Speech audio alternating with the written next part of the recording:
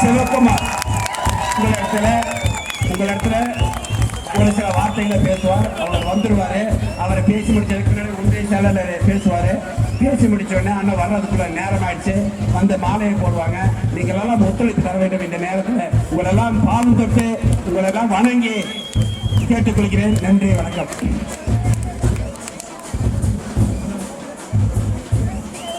அனைவருக்குமா எனது இனிய மாலை வணக்கம்ங்க.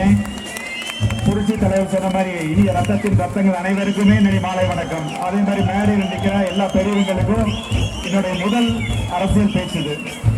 கண்டிப்பா ரொம்ப சுருக்கமா முடிச்சுக்கிறேன். நம்ம திட்டங்கள் எல்லாமே அண்ணன் வந்து எல்லாமே விரிவா எடுத்து சொன்னாங்க. இப்ப அந்த இதுல பார்த்தோம்னா நம்ம மாவட்டம் வந்து ஒரு கடைக்கோடி மாவட்டம். நம்ம மாவட்டத்துக்கு தேவையான எந்த திட்டங்களையும் இந்த திமுக அரசு செய்யவே இல்லை. நம்ம அதிமுக அரசு இருக்கும் போது செஞ்ச எல்லா திட்டங்களையும் இன்னைக்கு முடக்கி வச்சிருக்கிறாங்க. இப்ப பாத்தீங்கன்னா நம்ம ஊட்டிக்கு மருத்துவ கல்லூரி கொண்டு வந்தது வந்து நம்ம முதல்வர், முன்னாள் முதல்வர் கழக பொதுச் செயலாளர் எடப்பாடி அண்ணன். ஆனா இன்னைக்கு இவங்க பேர் வச்சுக்கிறாங்க. இதே மாதிரி பல திட்டங்களை ஒவ்வொரு திட்டங்களும் நம்ம எடுத்து சொன்னோம்னா அவங்க மூஞ்சியை கொண்டு எங்க வச்சுக்குவாங்கன்னே தெரியாது.